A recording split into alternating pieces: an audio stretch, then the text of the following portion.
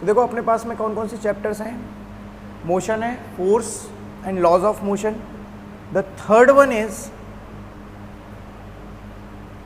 Gravitation, correct, and fourth one is work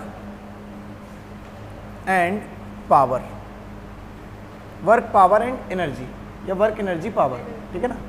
yes, so work actual में पहले work आएगा और उसके बाद में क्या आएगा, एनर्जी एंड पावर। पावर में भी नहीं लिखा होगा बट अपन को पावर पढ़ना है, ठीक है, और लिखा है तो बेस्ट है। And then sound. So there are 5 chapters in physics in 9th standard, ठीक है। तो अपन यहाँ से क्या करेंगे, इसको, इसमें काइनेमेटिक्स भी है, ये 4 चैप्टर जो है वो काइनेमेटिक्स के हैं बेसिकली, ठीक है ना। ये साउंड है, ठीक है ना, ये भी इसी में ही आ जाता है। अब आप ये सोचो कि यहाँ पे मोशन से स्टार्ट करेंगे अपन, तो मोशन के फंडामेंटल समझेंगे। मोशन के फंडामेंटल समझेंगे तो मोशन और force and laws of motion दोनों के दोनों आपस में जुड़े हुए चैप्टर्स हैं, ठीक है। चलो तो अपन इसको स्टार्ट करेंगे। तो अपन स्टार्ट करते हैं मोशन से, ठीक है। तो अपन ने मोशन से स्टार्ट करना है, तो अपन हेडिंग डालते हैं मोशन, करेक्ट। तो ऐसे मोशन डायरेक्टली नहीं समझ सकते हैं, इसको समझने के लिए फिजिक्स की कुछ इंपॉर्टेंट चीज़ें अपन समझ लेते हैं पहले नंबर, ठीक है, कि मोशन में अपन को पढ़ना क्या क्या रहेगा, किस किस चीज़ की ज़रूरत पड़ेगी, है ना। तो जैसे मान के चलो कि अपन लोग जब कोई भी चीज़ बनाने बैठते हैं तो उसके इंस्ट्रूमेंट पहले उठा लेते हैं और इन इंस्ट्रूमेंट को चलाना भी सीख लेते हैं, ठीक है। तो मोशन को अगर अपन को सीखना है तो अपन को क्या समझना पड़ेगा, तो पहला जो इंपॉर्टेंट पॉइंट है मोशन को सीखने के लिए वो है फिजिकल क्वांटिटीज़। क्या है, physical quantities. Physical quantities, it में भी आप लोग को मैंने लिखवाया हो कभी, नहीं लिखवाया तो अभी पता चल जाएगा। फिजिकल क्वांटिटीज़ का मतलब ऐसी क्वांटिटीज़ जिनको मेज़र किया जा सकता है, वो फिजिकल क्वांटिटीज़ हैं। So that means that can be measured, that can be measured. तो आप बोल सकते हो यहाँ पे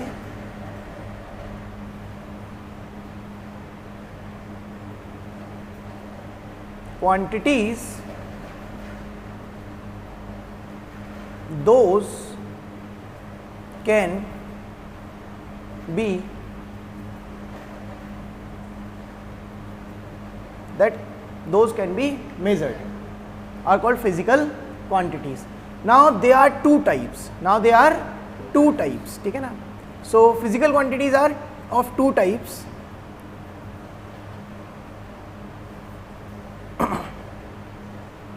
बहुत डिटेल में पढ़ेंगे तो ये 3 टाइप की भी होती हैं, बट अपन को अभी चीज़ों को क्या करना है, केवल अंडरस्टैंडिंग लेवल पे लेके जाना है।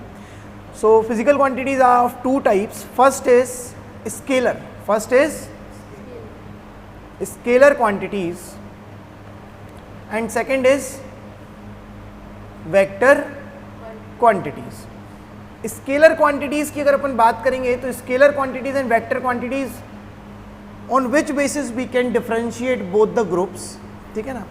That means all the physical quantities are categorized into 2 specific groups.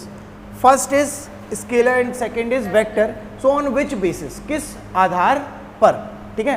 So suppose करो आप लोग कि अपन लोग ने इनके कुछ एग्जाम्पल्स लेते हैं एंड देन एग्जाम्पल की मदद से अपन समझेंगे, ठीक है.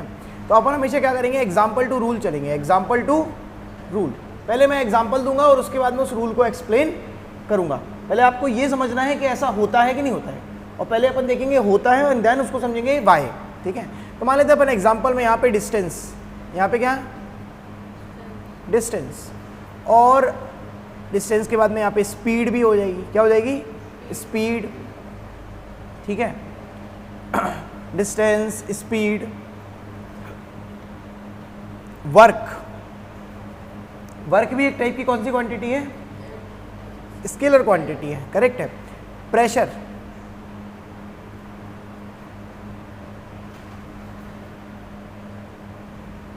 Energy,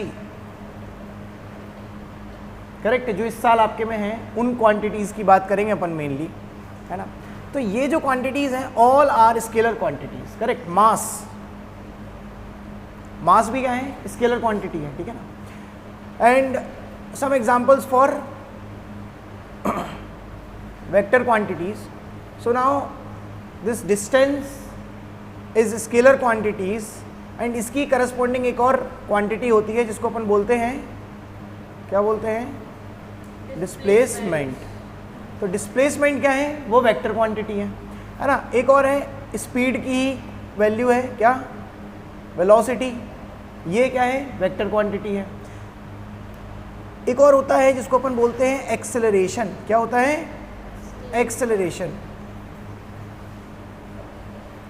acceleration is called vector quantity, correct. Now force is also vector quantity, correct. एक बहुत important vector quantity है जिसमें बच्चे अक्सर confuse होते हैं, उसको बोलते हैं हमेशा, वो क्या है कि वो उनको लगता है ऐसा कि ये वेक्टर नहीं है, स्केलर है, तो अपन इसको लिख देते हैं सरफेस एरिया. सरफेस एरिया जो है ना वो वेक्टर क्वांटिटी है. ज़्यादातर लोगों को क्या लगता है, ये क्या है, स्केलर है, ठीक है ना. क्योंकि अब क्वेश्चन उठता है कि अगर सर ये वेक्टर क्वांटिटी, अभी अपन इसको एक्सप्लेन करेंगे why it is called vector quantity, ठीक है. सरफेस एरिया के बाद में अगर अपन और भी देखें तो बहुत सारी और भी क्वांटिटीज़ है. फॉर एग्जांपल जो इस साल अपन को पढ़ना है वो है मोमेंटम. क्या, मोमेंटम, ठीक है. मोमेंटम के अलावा अगर अपन देखेंगे तो इम्पल्स,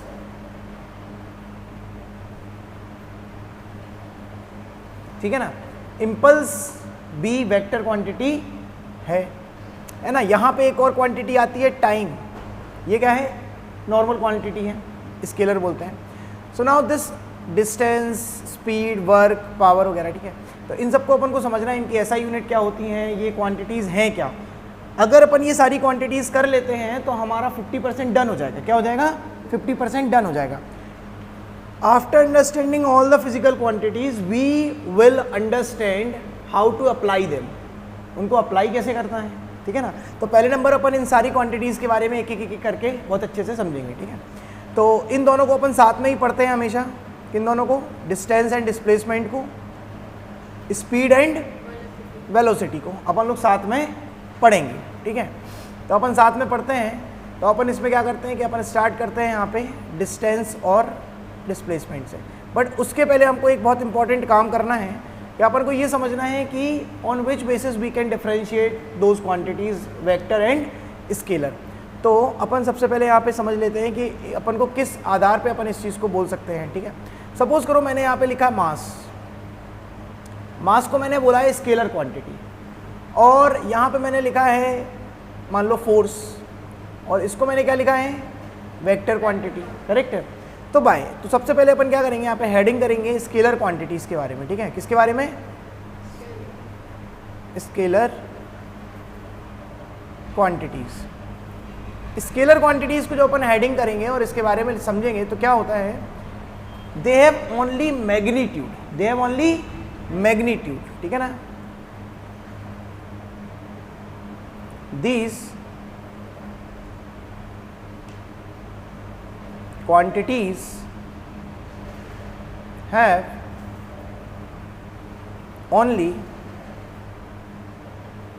magnitude.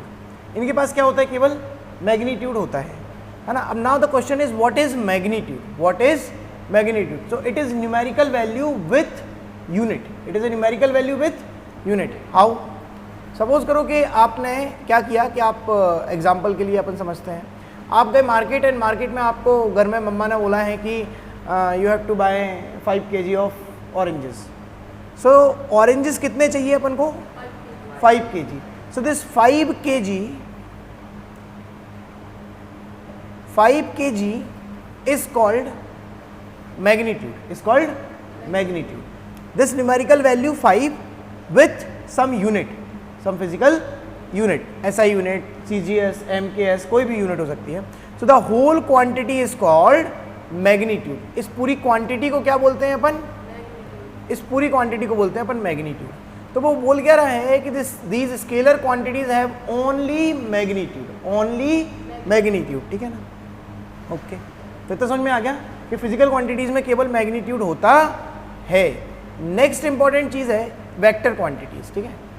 यानी कि अपन ने जितनी भी स्केलर क्वांटिटीज़ पढ़ी थी उन सब में केवल मैग्नीट्यूड मिलेगा, ठीक है. देन अपन पढ़ते हैं वेक्टर क्वांटिटीज। तो जो वेक्टर क्वांटिटीज होती हैं तो इनमें आप क्या बोल सकते हो कि these quantities have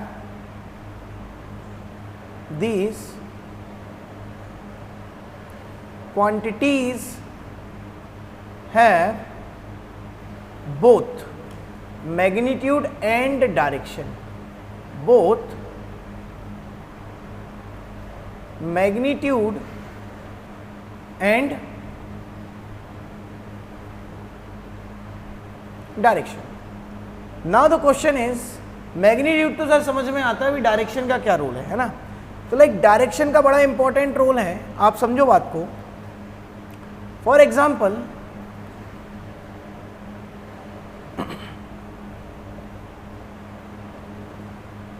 this is the box, this is the box.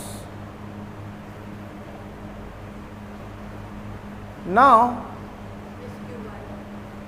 Box है तो क्यूब क्यूबॉइड कैसे भी शेप का हो सकता है ना। अभी अपन ने क्या किया कि इस क्यूबिकल बॉक्स पर वी अप्लाइड फोर्स इधर से, ठीक, एंड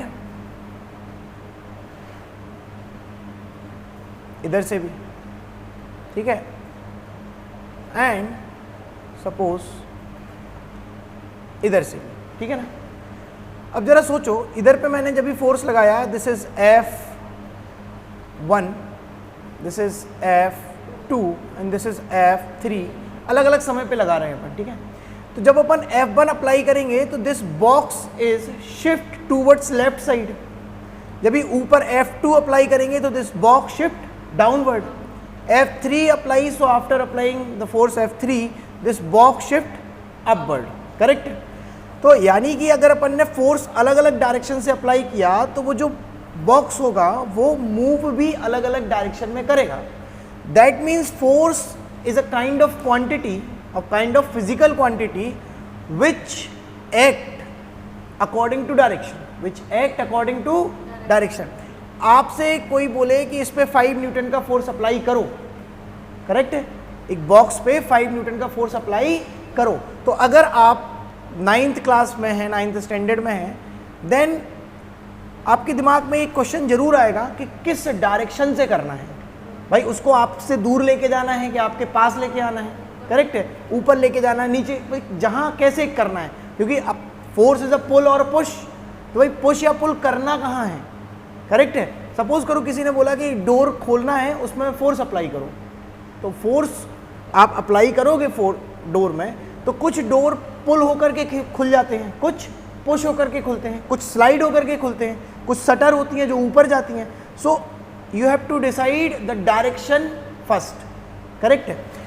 बट जब अभी मार्केट गए थे अपन, तो अपन ने ऑरेंज खरीदते समय डायरेक्शन नहीं देखा कि उत्तर की ओर अगर अपन लेके आएंगे ऑरेंजेस तो अलग स्वाद निकलेगा, है ना, अगर अपन टूवर्ड्स साउथ लेके आएंगे तो स्वाद अलग, इसका कोई फर्क नहीं पड़ता। मतलब it is clear that there are 2 types of quantity, one does not depend, they do not depend on direction and one depends on direction. So जो depends on direction होती हैं, they are called vector quantities. That means उसमें direction का effect दिखाई देता है। अगर direction नहीं होगी तो, अगर अपन डायरेक्शन नहीं बताएंगे तो अपन को समझ मिलेगा। फॉर एग्जाम्पल बस या ट्रेन की जब अपन स्पीड के बारे में बात करते हैं तो अपन ये नहीं बोलते कि ये जो ड्राइवर होता है वो ये नहीं बताता फ़ोन करके कभी भी कि द स्पीड ऑफ बस is 50 kilometre per hour towards north. क्यों?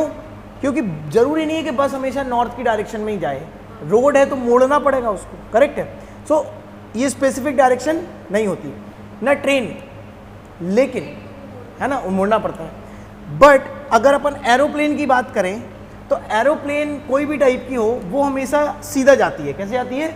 सीधा जाती है। तो वो हमेशा डायरेक्शन बताती है, बिकॉज आपको पता होगा कि मान के चलते हैं अपन कि अगर अपन इंडिया से निकले प्लेन से और अपन को ब्रिटेन जाना है, लंदन में उतरना है भाई फ्लाइट, ठीक है ना, तो वो जो जब भी स्टार्ट होएगी यहाँ से उड़ना, ठीक है ना, तो उसको प्रॉपर कोऑर्डिनेट्स दिए जाएंगे कि इतने डिग्री पर आपको फ्लाई करना है, इस डायरेक्शन में फ्लाई करना है और ये कंटिन्यूसली आपको मेंटेन रखना है। बिकॉज अगर 0.1 डिग्री का भी गैप हो गया तो लंदन से अपन वेल्स में पहुंच जाएंगे, स्कॉटलैंड में पहुंच जाएंगे।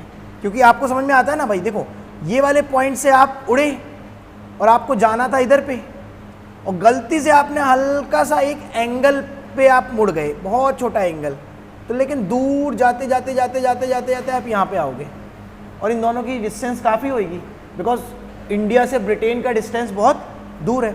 तो यहाँ पे आपको डायरेक्शन का इंपॉर्टेंस रहेगा। So ultimately we can conclude there are some physical quantities which does not depend on direction and some depends on direction, ठीक है ना। तो some specific depend on direction, तो वो उनको क्या बोलेंगे, वेक्टर बोलेंगे, ठीक है। तो सिमिलरली अभी अपन को वेक्टर और स्केलर क्वांटिटीज अच्छे समझ में आ गए, कोई डाउट नहीं है। चलो वेरी गुड। अगर यहाँ तक कोई डाउट नहीं है देन अपन क्या करते हैं,